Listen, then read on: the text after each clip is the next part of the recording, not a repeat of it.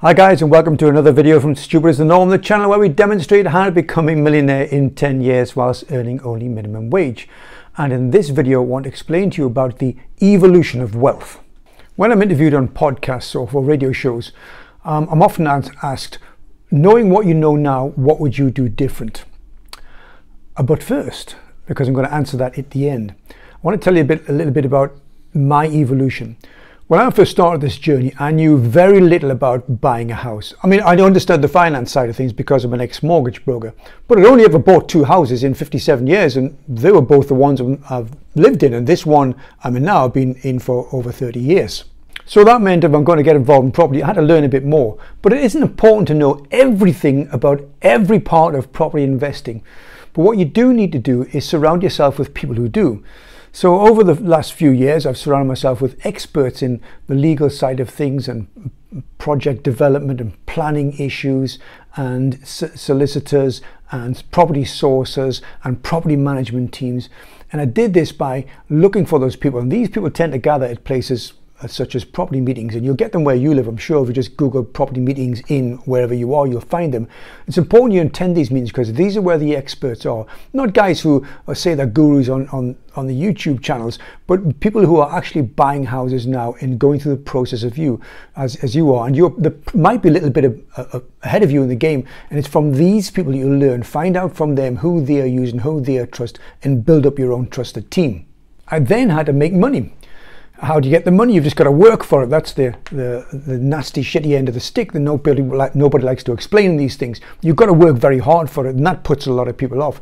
So I had to work every day for 2 years in order to build up my first £20,000 deposit, and just to cover the acquisition cost of buying my first house. And that was a big leap. I mean, I've bought a house before, as I said, but I've lived in it. This is a brand new concept. This is me giving my money away to invest and hoping it's going to work, and putting my trust in that team that I've built for myself. So the first property went really smoothly. I thought, hey, this is great, as did the second and third. And then the Russians invaded Ukraine. And then COVID came, none of which I'd planned into my battle plan here. These just happened. And that's what will happen during your plan. We get a recession every 12 years or thereabouts in this country. So if you've got a 10-year plan, it's a knock and bet you're going to get a kick in the balls, a financial balls, somewhere along there when a financial downturn hits the country.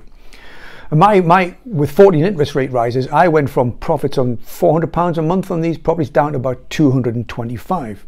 So to combat this drop in income, this is me learning all the time, by the way, I thought serviced accommodation seems to be good. So I got into serviced accommodation, but that meant raising more money. I had to spend £10,000 on a furniture pack. I had a bigger house, for instance, because the more rooms you have to rent out, the more money you're going to make. And so that was a learning curve as well. Now the problem with these buy-to-lets and serviced accommodation and whatever type of property you tend to buy is you've got to keep finding the deposits, and it's hard because that means you've got to keep working, and that's what I want to avoid. That's the whole point of this exercise. So from now on I've decided I'm largely going to use investors' money, angel investors' money, to buy my properties, or at least to cover the deposits and the refurbs and general acquisition costs. Now how does that work? Well, there are lots of people, believe it or not, who are out there who have lots of money, and they're getting really poor interest rates from the bank. And if you can give them an alternative to the interest rate the bank's offering, and maybe offer them 10 to 20% depending on the deal that's on the table, then you can use their money instead of your own to acquire these properties. And that means the money you're generating through your work, you can either keep in your bank as an emergency fund, or as I hope to do is max out my ISA. But again, all the time we're learning, and my skills and my knowledge is evolving. So my plan moving forward is to acquire using angel investors' money sort of 3-floored old Victorian properties that are now being used as offices, typically by solicitors and the like. And then we're going to convert these into 7-bedroom apartments, and we're going to offer them on long leases to an established charity. Now to do all this, I've got to learn more, because now I need to reach out to the angel investors. I'm going to need planning experts, I'm going to need architects, I'm going to need building contractors. And it's all new to me, and it's a little scary, but there's the point of the evolution. All the time you're being scared and doing something for the first time, you continue to grow. Which brings me back to the question, knowing what you do now, what would you do different? And I think the honest answer to that question is nothing, merely because I couldn't do anything different, really. I couldn't have gone straight into service accommodation, because I don't think I'd have had the balls to do that. You know, I first tried the buy-to-let, so I had to buy a buy-to-let in order to go to the service accommodation. I certainly would have as a cab driver working behind a bar when I first started, thought to myself, that's a 3-story building. How about I just repurpose it and get some architects in and pay £5,000 for the planning fees and what have you. There's no way I could do that. I wasn't brave enough to do that. So getting to where I am now required me taking all those steps, and that's the point I make. There's no quick way to doing that. You can save yourself some trouble and hopefully some money by talking to people who will help you out, and you'll get an awful lot of help from and advice from people I say at these property meetings.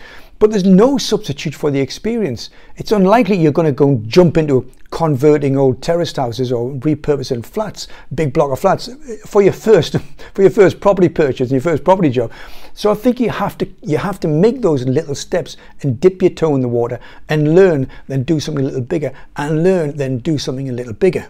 And all the time you're doing this, you're not just growing in knowledge, you're growing in stature, maybe it's a bit of bravery, because it's no longer the unknown because you've done little bits before. So it's just a little step up from where you were last time. And that's what I'd ask you to do, is just make your goal, make your plan, and just take that next little step. It'll be frightening. It's the first time you've done it. You won't be good at it, but expect that. Maybe expect to fail. It's the most likely outcome when you do something for the first time.